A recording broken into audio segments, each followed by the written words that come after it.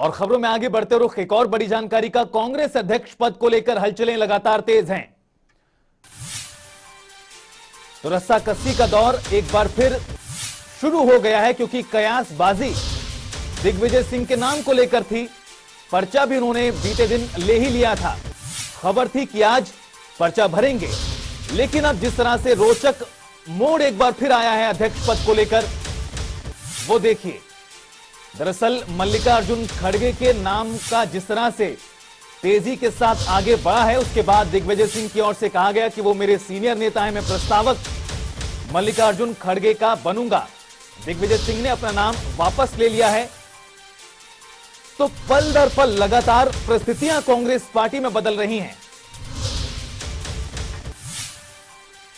और इस मुद्दे पर ज्यादा बातचीत के लिए दिल्ली से हमारे सहयोगी स्पर्श शर्मा लाइव जुड़ गए। स्पर्श, एक बार फिर परिस्थितियां बदल गई हैं। पहले अशोक गहलोत, फिर दिग्विजय सिंह का नाम बहुत तेजी के साथ आगे आया, उन्होंने पर्चा भी ले लिया।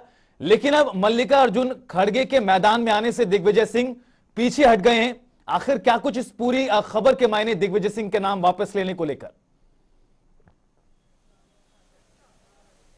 देखिए रितेश, सबसे पहले हम तमाम दर्शकों को जानकारी दें। सुबह 9:30 बजे का वक्त था। हमने ये बताया था अपने तमाम दर्शकों को कि अगर मल्लिकार्जुन खड़गे मैदान में आते हैं तो दिग्विजय सिंह जो है वो अपना नाम वापस लेते हुए नजर आएंगे। और जैसी ये चीजें स्पष्ट हुई कि मल्लिकार्जुन खड़गे जो है अब कांग्रेस अध्यक्ष पद के लिए नॉमिनेशन कर रहे हैं, ये भी हमने जानकारी दे दी थी कि लगभग 12:30 बजे का वो वक्त होगा जब मल्लिकार्जुन खड़गे जो है कांग्रेस दफ्तर पहुंचते हुए नजर आएंगे और नॉमिनेशन जो है करते हुए नजर आएंगे। तो तस्वीरें हम दिखा देते हैं कांग्रेस दफ्तर की कि नेताओं का जो जमावड़ा है वो यहाँ पर सीधे तौर पर देखने को मिलता हुआ नजर आ रहा है। और कल भी सबसे पहले हमने एक खबर दी थी कि जैसे ही नॉमिनेशन फॉर्म दिग्विजय सिंह जो है कलेक्ट करते हुए नजर आए थे और उस नॉमिनेशन फॉर्म कलेक्ट करने के बाद दिग्विजय सिंह सीधा मल्लिकार्जुन खड़गे के आवास पर पहुंचते हुए जो है नजर आए थे। और उससे कहीं ना कहीं ये चीजें स्पष्ट होती नजर आ रही थी कि क्या कोई नया ट्विस्ट जो है कांग्रेस अध्यक्ष पद की रेस की दौड़ में जो है देखने को मिलता हुआ नजर आ सकता है। और वो चीजें जो है कहीं ना कहीं सही साबित होती हुई नजर आई हैं। और अब देखने वाली बात ये रहेगी कि कब मल्लिकार्जुन खड़गे जो है यहाँ पर पहुंचते हुए नजर आएंगे। और मल्लिकार्जुन खड़गे के संदर्भ में बात करें तो बड़े जो है कांग्रेस को मिलते हुए नजर आते हैं। और उसके साथ साथ अगर हम बात करते हैं तो जो साउथ की राजनीति जिस तरीके से कहा जा रहा है कि जाहिर तौर पर मल्लिकार्जुन खड़गे नेता का जो कद है वो काफी ज्यादा है। इसको लेकर चर्चा करें उससे पहले एक सवाल दिग्विजय सिंह को लेकर भी।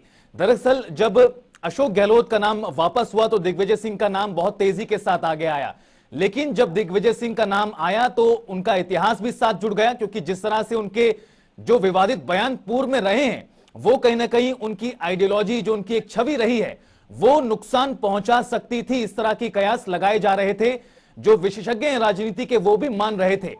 लेकिन अचानक से जिस तरह से मल्लिकार्जुन खड़गे का नाम अब आया है और बताया जा रहा है कि बहुत जल्द नामांकन वो दाखिल कर देंगे, क्या दिग्विजय सिंह का इतिहास, जो उनके विवादित बयान रहे, जो उनकी छवि रही, वो कहीं बैकलॉग कर गया जिसकी वजह से दिग्विजय सिंह का नाम वापस आ गया? देखिए कांग्रेस अभी ये कह रही है कि ये जो इलेक्शन है वो पूरी तरीके से फेयर इलेक्शन हो रहा है, यानी लोकतांत्रिक जो प्रक्रिया होती है उसके तहत इलेक्शन होते हुए नजर आ रहे हैं। गांधी परिवार का इस इलेक्शन से कोई लेना देना नहीं है, किसी के ऊपर गांधी परिवार ने अपना हाथ नहीं रखा है। ये आज जो बयान है वो निकलकर कांग्रेस नेताओं की तरफ से निकलकर सामने आ रहे हैं।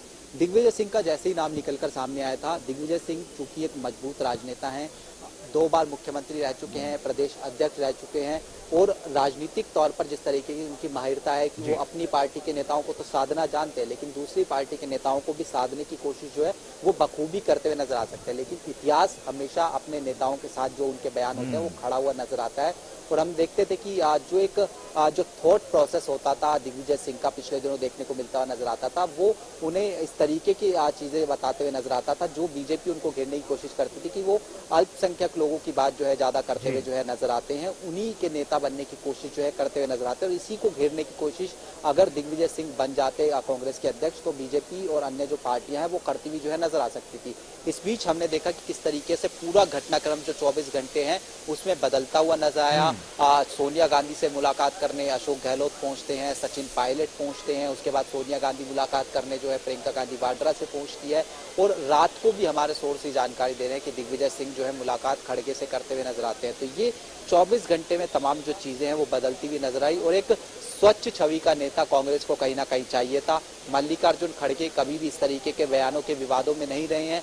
अपनी जो बात करते हैं वो स्पष्टता के साथ करते हुए नजर आते हैं और जिस तरीके से कांग्रेस खुद को एक एक करके चरणबद्ध तरीके से मजबूत करने की कोशिश करती हुई नजर आ रही है। साउथ में सबसे पहले किस तरीके से खुद को मजबूत किया जाए उसी का झलक जो है वो यहाँ पर देखने को मिलती हुई नजर आ रही है कि दो साउथ के जो कैंडिडेट हैं वो अब यहाँ पर नामांकन भरते हुए नजर आएंगे, चाहे वो शशि थरूर की बात की जाए या फिर मल्लिकार्जुन खड़गे की बात की जाए। इस पर निश्चित तौर पर जो कुछ कांग्रेस पार्टी में चल रहा है उसने मीडिया का अट्रैक्शन जरूर अपनी ओर ले लिया है, लेकिन यहां पर सवाल यह भी उठता है कि जिस तरह से दिग्विजय सिंह का नाम वापस हुआ, भले ही पार्टी इसे लोकतांत्रिक तरीका करार दे रही हो, लेकिन बड़ा सवाल इस लिहाज से भी उठता है कि पहले अशोक गहलोत फिर दिग्विजय सिंह आगे आए।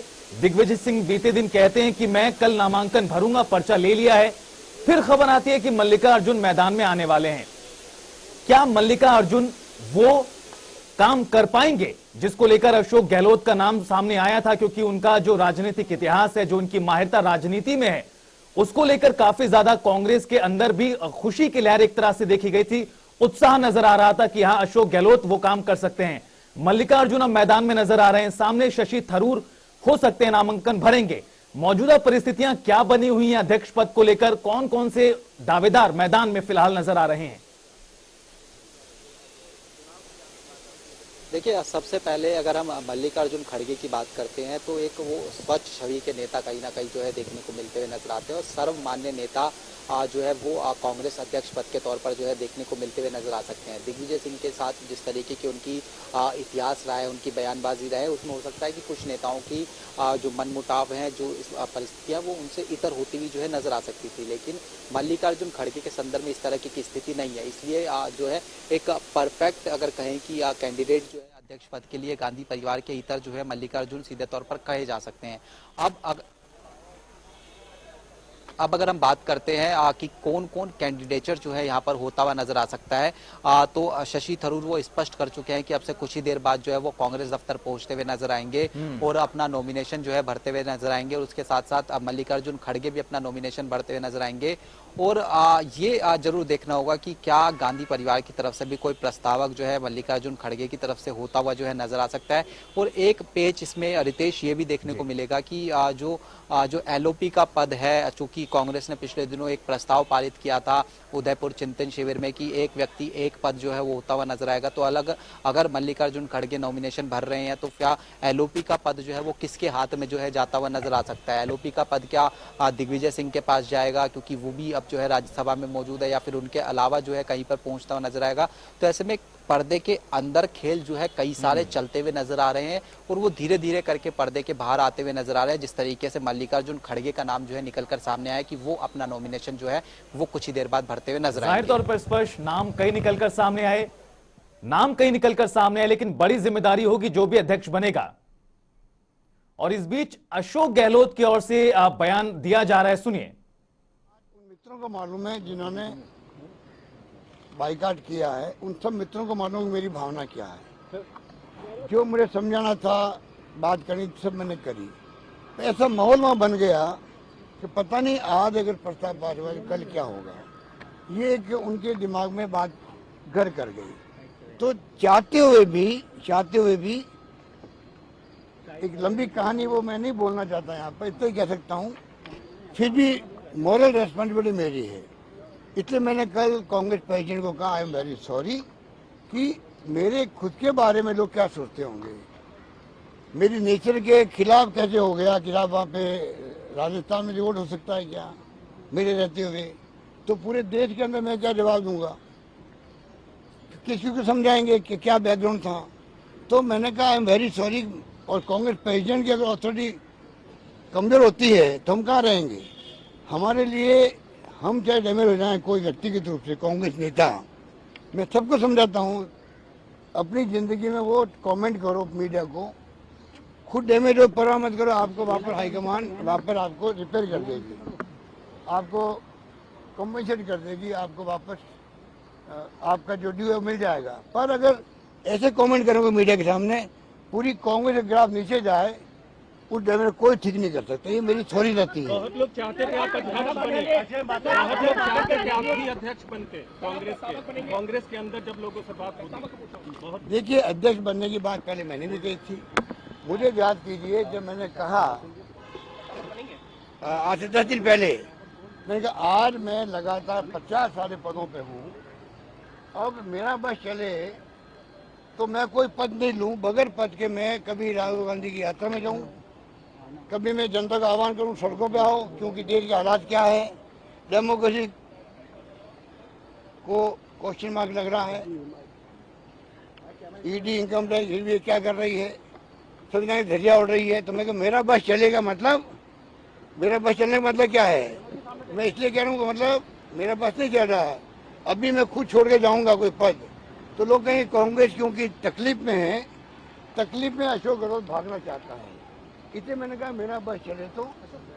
और मैं चाहूंगा जो हाईकमान मुझे कहेगी, जो जिम्मेदारी देगी वो मैं निभाऊंगा, जिम्मेदारी देकर निभाऊंगा। ये बात मैं 10 दिन पहले कह चुका हूँ आप लोगों को, आज मैं उस पर कायम हूँ। मेरे लिए आज पद इम्पोर्टेंट नहीं, मेरे लिए पद इम्पोर्टेंट ये है देश के अंदर एक प्रतिपक्ष होना जरूरी है जो मजबूत हो। और मैं नहीं कह रहा हूँ, देशवासी कहते हैं कि कांग्रेस मजबूत होना बहुत आवश्यक है। उसके लिए राहुल गांधी निकल पड़ा है, चाहे वो महंगाई हो, चाहे वो आपका बेरोजगारी हो, चाहे देश में एकता हो, शांति हो, श्रद्धा हो, प्यार मोहब्बत हो, नफरत नहीं हो, इस मुद्दे को लेकर वो निकल पड़ा है और मैं उनके साथ हूँ। बहुत लोगों ने कहा कि आपने इस्तीफे की पेशकश की। बन गया हूँ, सुबह बन गया हूँ। देखिए, गांधी परिवार कह चुका है हम न्यूट्रल रहेंगे, गांधी परिवार कह चुका है, मुझे भी उन्होंने कहा था हम न्यूट्रल रहेंगे। गांधी परिवार का व्यक्ति कोई भी ना तो नामांकन में भाग लेगा, ना वो नामांकन करवाने आएंगे। सोनिया गांधी जी क्लियर कर चुकी है 10 दिन पहले ही, हम लोग न्यूट्रल रहना चाहते हैं, ठीक है। और हर नेता जाएगा, सचिन थोड़ी भी गए थे, दिग्विजय सिंह जी भी गए थे, मैं भी गया था ब्लेसिंग लेने के लिए। हर व्यक्ति चाहेगा कि नेहरू गांधी परिवार का हमें समर्थन मिले। तो समर्थन जब वो कह रहे हम न्यूट्रल हैं, तो जो निर्णय हुआ है खड़गे साहब के बारे में, हमारे कई सीनियर लोगों ने मिलकर लिया है, हम सब ने मिलकर लिया है, हम भी प्रस्तक बने हैं, इसलिए मैंने बात कही आपको। हमें चिंता है कांग्रेस मजबूत कैसे रहे, उसके लिए हम जान लगा दें। अंतिम सवाल ऐसी खबरें चली कि आप कल सोनिया गांधी से जब मिले तो आपने इस्तीफे की पेशकश की, सच है? इस्तीफे की पेशकश की थी, आप मीडिया वाले हो, मेरे साथी हो। मैं जब 10 दिन पहले कह रहा हूँ, 50 साल के लगातार मुझे इस गांधी परिवार ने, इंदिरा गांधी के साथ में मंत्री बन गया, तब से लगा आज तक, राजीव गांधी ने, नरसिम्हा जी ने और सोनिया गांधी जी ने, बगैर पद मुझे रखा ही नहीं है। NSU के मैं अध्यक्ष था राजस्थान का 72 के अंदर, 73 के अंदर। आज 50 साल तो आदमी थक भी जाता है, तो मैं 50 साल तक पदों पे रहा हूँ, इसलिए मैंने कहा मेरे लिए पद इम्पोर्टेंट नहीं है, कांग्रेस मजबूत कैसे हो उसके लिए मैं ध्यान लगाना चाहता हूँ।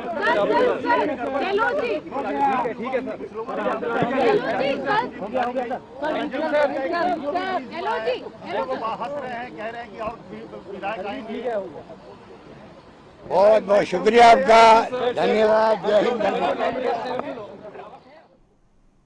तो अशोक गहलोत जो कल बयान देते हुए तनाव में नजर आ रहे थे, आज काफी ज्यादा हल्के अंदाज में अपनी बात मीडिया के सामने रखते हुए नजर आए और खुलकर उन्होंने बात रखी। क्या कुछ हुआ है राजस्थान का घटनाक्रम, फिर सोनिया गांधी से मुलाकात के बाद माफी मांगना सार्वजनिक तौर पर, और उसके बाद एक बड़ी बात उनकी ओर से यह भी कही गई कि मैं कोई भी पद नहीं चाहता, पद मुक्त होकर कांग्रेस को मजबूत करना चाहता हूं, यह अशोक गहलोत की ओर से कहा गया।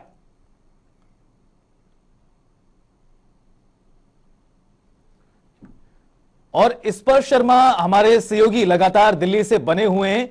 स्पर्श, अशोक गहलोत का बयान बिल्कुल अभी ताजा सामने आया है। बीते कल जब वो मीडिया से रूबरू हुए थे तो तनाव उनके चेहरे पर नजर आ रहा था, माफी उन्होंने मांगी थी। आज लेकिन मीडिया से बात करते हुए काफी हल्के अंदाज में खुलकर उन्होंने अपने मन की बात की और कहा कि कोई भी पद नहीं चाहते, कांग्रेस को मजबूत करना चाहते हैं। देखिए बिल्कुल अशोक गहलोत पहले ही कहीं ना कहीं स्पष्ट हो गया था कि जैसे ही राजस्थान की राजनीति में वो भूचाल देखने को मिला कि तमाम विधायक एक साथ एकजुट होकर लामबंद होते हुए नजर आए थे, कि अशोक गहलोत की दावेदारी कहीं ना कहीं खटास जो है उसमें देखने को मिलता हुआ नजर आएगा। लेकिन अब बड़ा सवाल यही है कि राजस्थान में कौन मुख्यमंत्री होता हुआ जो है नजर आ सकता है। हालांकि आलाकमान ने स्पष्ट किया है, कल जिस तरीके से संगठन महासचिव के.सी. वेणुगोपाल कहते हुए नजर आए कि आने वाले 2-3 दिनों में जो चीजें हैं वो राजस्थान को लेकर भी स्पष्ट जो है होती हुई जो है नजर आएंगी कि वहां पर कौन जो है मुख्यमंत्री के लिए जो दावेदार है, या फिर कहे कि कौन जो है कंटिन्यू करेगा, या फिर कोई नया मुख्यमंत्री जो है वहां पर देखने को मिलता हुआ नजर आएगा। लेकिन कल माफी जरूर जो है अशोक गहलोत ने सोनिया गांधी से मांगी कि जी। जो प्रस्ताव पारित बिल्कुल होना चाहिए स्पष्ट, था कि चीजें बदल रही हैं, लगातार परिस्थितियां बदल रही हैं, लेकिन आखिरी फैसला क्या होता है वो देखना